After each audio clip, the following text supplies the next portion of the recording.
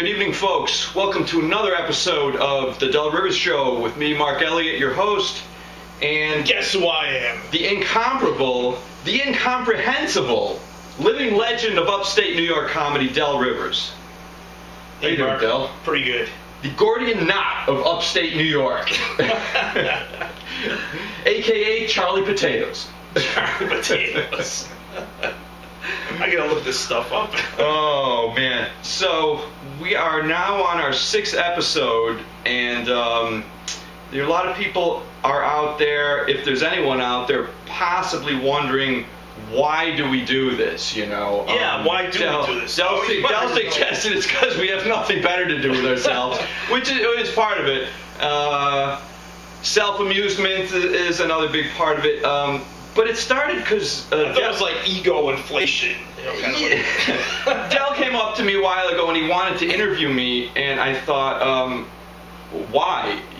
Why does anyone care to listen to an interview with me? And then he explained he was doing this little project. It was kind of a Studs Terkel kind of thing, and just interviewing. And I thought, okay, he knows who Studs Terkel is. That's okay. So I said, all right. He interviewed me for this little thing he did. It was an audio interview. And it was kind of interesting, and I thought, all right, well, why don't I interview Del? I always find some little things to pick and poke out of his life, and although many viewers may disagree staunchly, I find him somewhat compellingly interesting. I did get a dislike on one of the videos. I'm sure we get plenty of dislikes, but I would like to say arigato gozaimasu to our Japanese fans. We know we have a contingent in Tokyo, Japan, and we're very happy. We hope more and more Japanese people continue to watch the show. Oh, most definitely. And now we're going to get into the part of the show I like to call Del's beef. You know, usually Del shows up, he's got a gripe, he's got a beef, he's got something that's nagging at him. Last few weeks, not too bad. You know? Last few weeks, very mellow. Actually a pretty good mood, you know. But you said you had a beef which you wanted to share with me. It's kind of stupid, but everybody knows about this. You know, as you heard, the Beach Boys have gotten back together. I did not know that. Really decent album out. You know, really cool song. I love the Beach Boys. But I cannot stand Mike Love and his stupid wandering finger at the crowd. It's like every so often he'll like, you know, with his finger, hey out there kind of thing, you know, with his big finger. Mike Love. That's the biggest beef you've got? I think it's a big beef. I mean, what is Mike Love doing with his finger? I mean, he uses it as a prop or something. I don't know what. I think that's a lame beef. I think it's a big enough beef. No, I think your real beef is better. Mike Love put the finger away. This is an ongoing beef now, and it's come to a full head. He's been terrified that his elderly parents are going to buy a dog. And this is a two-part beef. Gosh. They got the dog. Yeah, they have the dog. So he told me he has not been getting sleep. He described this dog as sounding like a monkey in a cage. It sounds horrible. It sounds really bad. I mean, you have to be there to hear it. And what kind of dog is this? What breed? It's only a little tiny, little rat dog? Cocker Spaniel mixed with a poodle. I really hate those little dogs. I don't respect any dog that doesn't have the potential to harm you as a human being. These little toy dogs. I don't want to hear it from PETA. I'm sorry, you know, I'm an animal lover. Those little toy dogs, keep them away from me. Right. I had a date with a woman. It's not like a real dog. It's like a toy I once had a dog. date with a woman. She brought the dog to dinner, and it really was disgusting. Yeah. I mean, look at this little rat. It's like a Paris Hilton kind of dog. You know? It's not little rat. So I think that's the dog. The real beef is this dog, and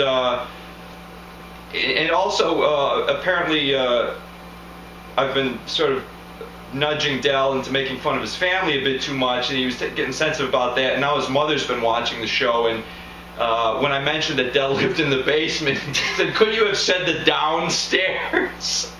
Not the basement. Not the basement. The downs. He lives in the downstairs, underneath the stairs. Oh Lord. So your mother watching the show, or was this by accident? She watched it because it goes to her iPod. He's funneling the mockery of his parents straight to the iPad. Okay. Not intentionally. It just goes there. Well. You know, it's linked. It's linked. It's not an intentional link? No. Well, I mean, she's a Facebook friend, and that's how it goes on Facebook. I was just telling Del how... You're on Facebook, you know how that works. Yeah, just barely. I'm not a big Facebook person or a big Facebook fan. I found that my closest friends are not even my Facebook friends. My Facebook friends are people I haven't even met, you know? And I got people that I barely knew in high school wanting to friend me, and I didn't really even want to be friends with them in high school, and now I don't wish anybody ill. It's just like, I just don't give a shit. I don't want them peering into the tatters of my life. You know, this show, the remnants of my existence. This show should be called a disclaimer show. Which a disclaimer. The whole show is a disclaimer. That there's really nothing to watch here. But we thank you for tuning in anyway. Yeah. Really. We know there's a shattered few of you out there that are hanging on, and we appreciate that. We really do. Yeah. But I was just mentioning to Del also, and this ties in a little bit, that when I was first doing comedy, going out and doing stand-up comedy, my family wanted to know. People sort of latch on. They want to know what you're doing. And Larry David said this in an interview. He said he didn't like to do comedy in front of anyone he knew. It had to be a room full of strangers. And and I know the exact feeling. I don't think I could go up and do bits in front of family and friends. You feel kind of a little self-conscious. Yeah, you feel more self-conscious. And kind of know where the joke's coming from. Yeah, and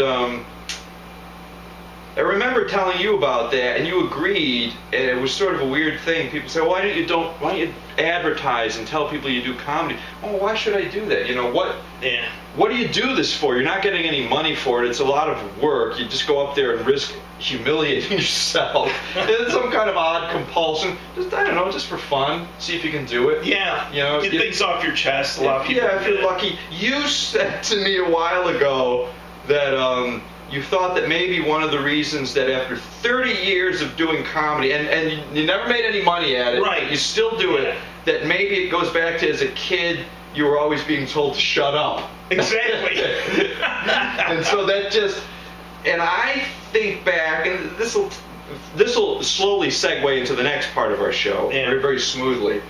I think back to when I knew you 25 years ago, you were always pissed off. You were the pissed guy. Yeah. And I thought doing the comedy was a way for you to somehow funnel all that pissed off energy and just sort of get it out of your system. To some degree. To some extent. But that doesn't explain guys like Raisin Man that I used to do. Yeah, nothing explains Mr. Raisin, which was a one-time, possibly a two-time deal that Del did 25 years ago. He had no idea what he was going to do on stage. He was my roommate at the time. I said, how can you go on stage utterly unprepared? And he was just walking around in a fury all night, and he came up with this thing, Mr. Raisin, which involved a hooded sweatshirt and a box of raisins. Box of raisins. That was it. And the rest, I won't try to explain. I'll leave it up to the mysteries of your mind, or the windmills of the memories of your mind.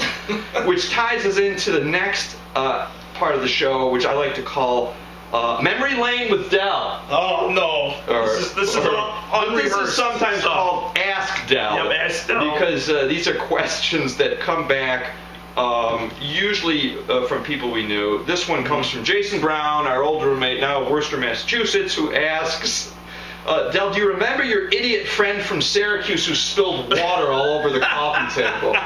And I had to really pull my memory for this when it came back. Good friend of mine. What was this guy's name? Mr. John Mills. John tells the whole guy's name. So now we're going to be open. Sorry, John. Now we can be open for legal litigation. Well, how many mills are there? There's so many mills. That's true. So you can't really find out which one it is.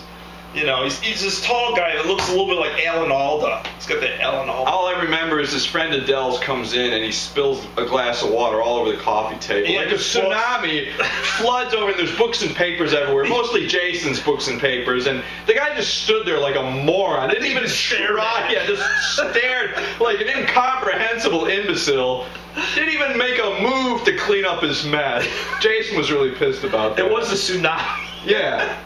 I don't know who this guy was. Yeah. Eventually we got a paper towel, and Jason's books are okay. Yeah. Jason was pissed about that. So that was part one of Memory Lane with Del. Part two is a little thornier. Part two is one of my memories which is as close to strangling you with my bare hands as I ever got. I don't know if you were, do you know where I'm going with this? I keep thinking it's something to do with the photographs he had upstairs or something. It's nothing to do with photographs, and I'm going to keep going until Del goes, oh, I know. Remember this one. I had been going out with a girl that I had met in college and then ran into her. She was working at a pharmacy here.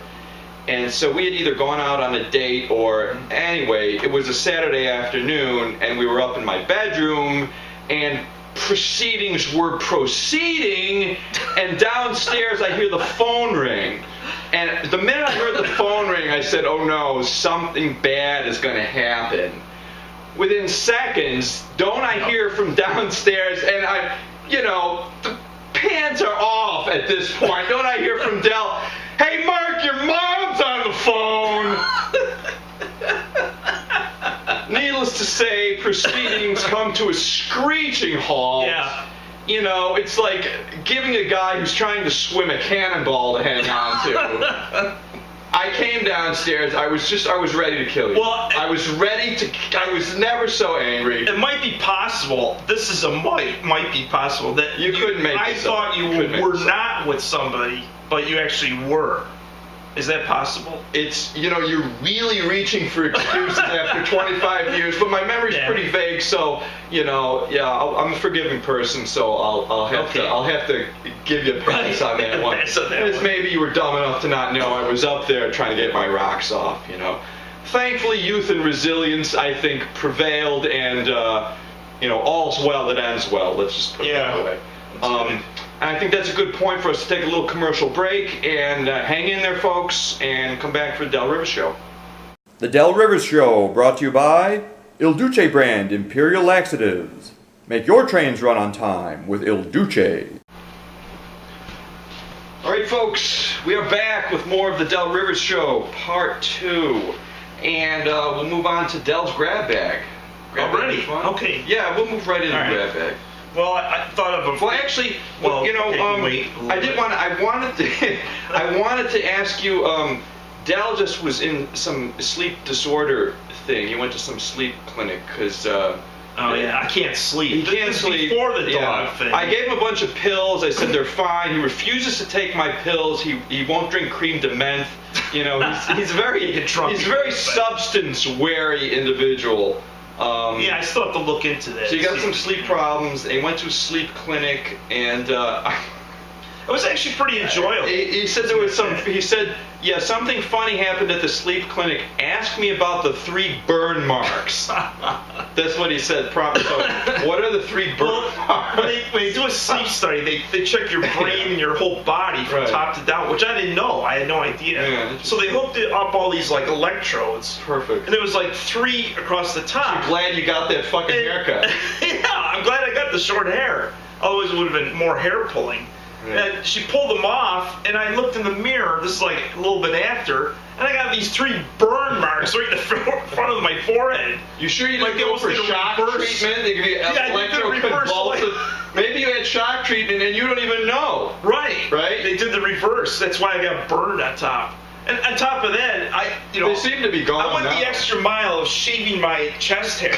Jesus. Just so they could do the hard They didn't put anything on? And come to find out, they got these electrodes that go on your legs. I'm not going to shave my leg hair. And then, when I tore the thing off, it seems like it's easier to shave your leg than your chest.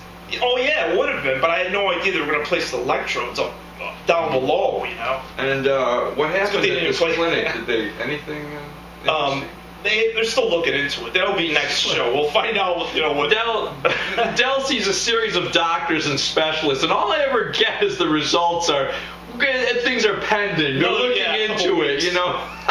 I've never heard you come up with anything really conclusive. There isn't. Everything with Del is idiopathic and very nebulous. Mm-hmm.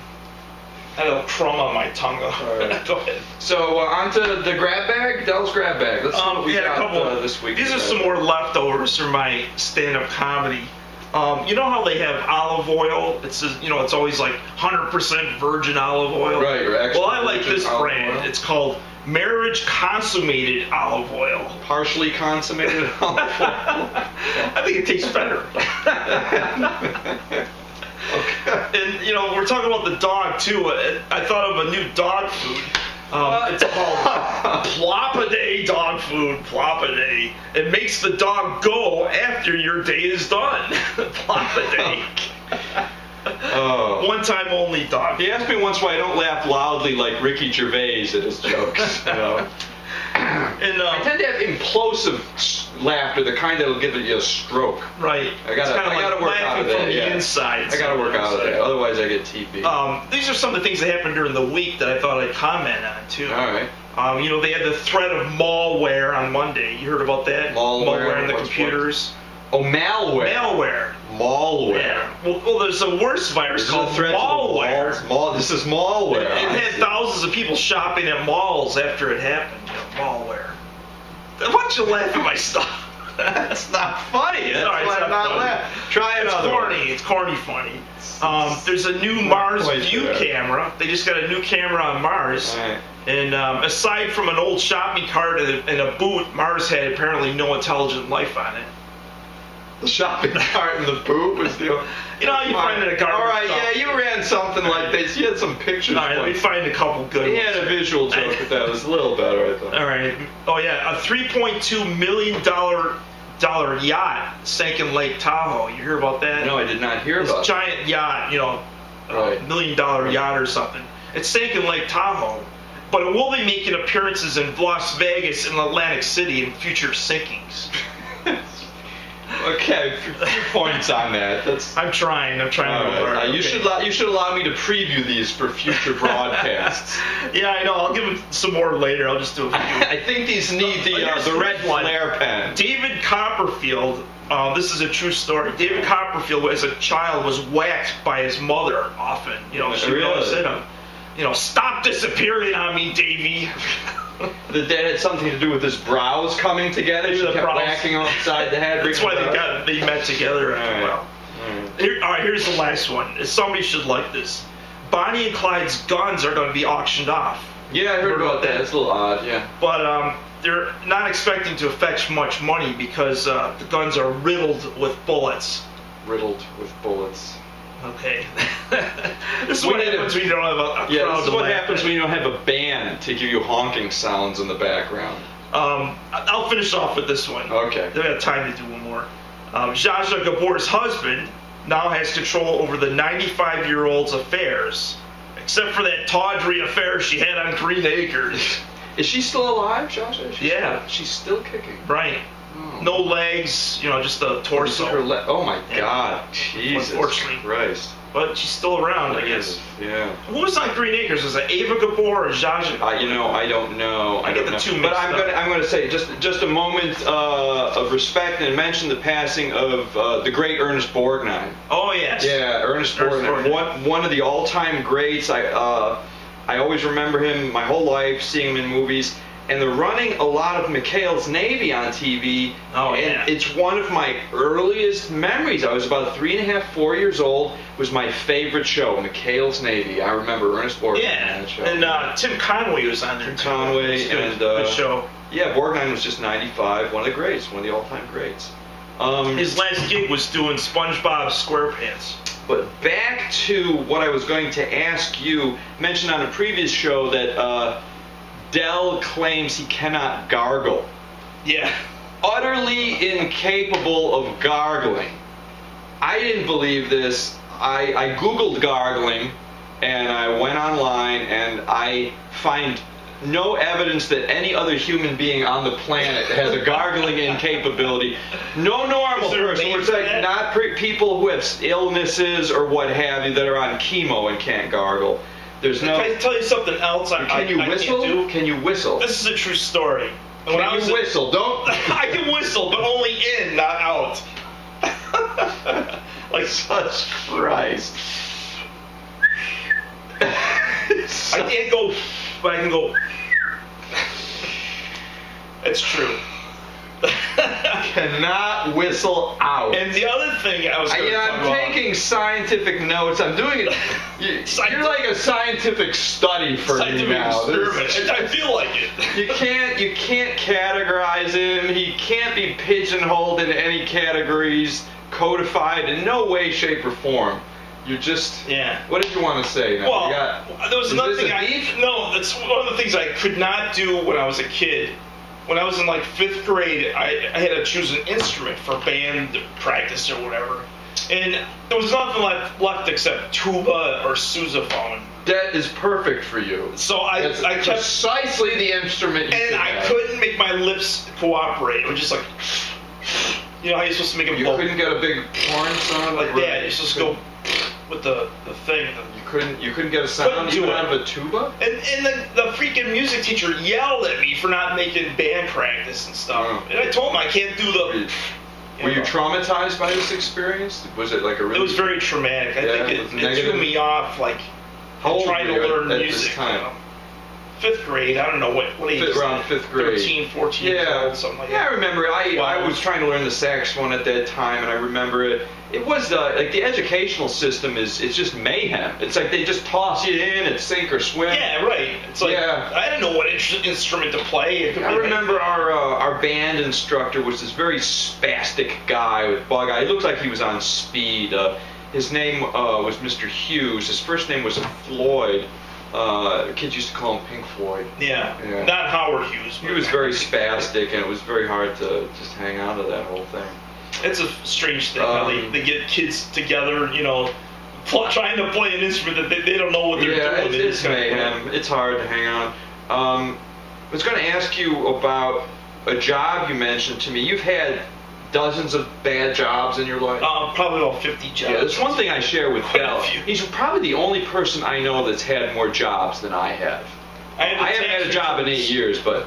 I've got the tax returns to prove it. He's got his Ralph Cramden uniform today, the bus driver. No, he's the bus driver thing. But you told me once, I found this incomprehensible.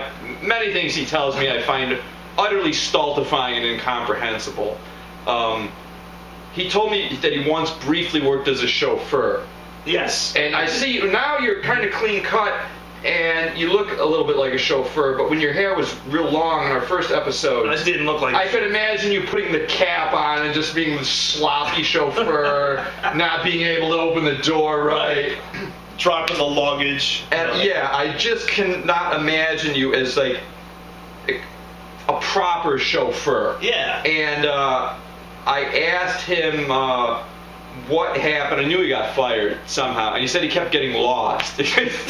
So, who did you have to pick up as in your chauffeur job? Business people? Just people at the airport, you know. Like were they just business people who came? Yeah. And I would always like get the 390, 590 exit mixed up and stuff like that. So you're shuttling them out to some farm somewhere? Yeah, to like house in the middle of like some suburban street that never went down. Right. And you said this was in the winter. There's snow. You ever get stuck? You get stuck with I didn't get stuck with the car. Yeah. Luckily, driving wasn't too bad. Any celebrities? Any famous people? Well, the company that I worked for, they drove a few famous people. It was like guys from LA Law, I think. Did you meet any famous people that you had? No. I didn't get that lucky. Anyone pseudo-famous? No. Well, not as a chauffeur. I met people that were famous otherwise. No, but I mean that you drove. Anyone really get angry that you were lost? No problem. Luckily, the person that I was the last thing I did, he was very understanding, helped me find my way around. I guess he knew his way. So any comedic gaffes or material within the chauffeuring experience? Not offhand. No. Probably was something. Did you get fired? Fired from the job? No, I kind of quit. You quit? At the same time, you know. Out of abject humiliation? Yeah, out of humiliation. He admits. Out of the humiliation of before GPS, might I add? Right, before GPS. That's right. There's been a great technology jump in the last decade. So it's interesting, as I get older, if I'm talking to someone half my age, you really have to you tell them old stories. You really have to say, this is before the days of the internet, you know, like... Oh, yeah. Yeah. GPS virtual horse and buggy days, yeah. Yep. so people say, well, how can you get lost? Well, no GPS. Good luck. Right. Yeah. Now it's like commonplace. They figure it's interesting. Use that. You know? We can talk about impressions. I had some vague memories. Impressions? I've been known to do some impressions, which helped me, as I once mentioned, to get blackballed from Nietzsche's and Buffalo. Right. Yeah. My impressions went a bit longer than they should have, and yeah. So that was known for my depressions. doesn't do impressions. He does depressions. Yeah. Very nice. Yep. It's on the cuff Del for you folks. But you did something once which I found kind of interesting, and it was at a stand-up. He was doing some stand-up, and you did do some improv, which got the audience going. It got me going, and I started laughing, and all of a sudden there was some girl, and she just went from 0 to 100 and busted out laughing, and then all of a sudden everyone else started to laugh. Because if there's more than 2 people laughing, everyone thinks, oh, I should be laughing too. And they'll just start. And Del got the whole audience going. And then he started talking how he hated comedians who do bad Jack Nicholson impressions. And then he took sunglasses off a girl in the audience and did a bad Jack Nicholson impression. So you had the audience. He killed the audience. The audience was going nuts. They loved it. Right. And it was funny how you did that. You said, I hate bad Jack Nicholson impressions from bad comedians, and then you became a bad comedian doing a bad Jack Nicholson impression. And actually, it was pretty funny. It was an impression of a bad Jack Nicholson impression. Right. Yeah, and you pulled it off. Yeah. You pulled it off. And he walked off the stage a hero from the night. And I said, Del, you did such a great job. And you were sweating. And you said, I was so nervous. I had no idea. What did I do? Man. And I thought it was one time, the one time I thought you really had it together, and you really just winged it, and it was interesting. Yeah, it worked out. A bad impression of a bad Jack Nicholson impression, which brought the house down. I'd have to have sunglasses. I can't do it with regular glasses. And you said, oh, I just saw the girl's sunglasses, so I went for it. Yeah, I just kind of went for it. It was pretty funny. It was pretty funny. Spontaneity. And, of course, we all know that Del does a great William Devane, and we'll have him in a moment. We're going to go for a commercial break, and we'll come back and we'll close the show with my favorite Del's silent William Devane impression. Okay, be right back. All right, folks, looks like we're out of time for this week, and Del's bothered with an eyelash in his eye. So and I don't want to do William Devane. He doesn't want to do William Devane. Next week, next week. We'll bring you William Devane, my favorite. He's one of my favorite character actors. He's really a stand-up character actor, and Del seems to be able to do this uncanny impression of him. Next week on the Del Rivers Show. Come see us. Good night. Good night, yeah.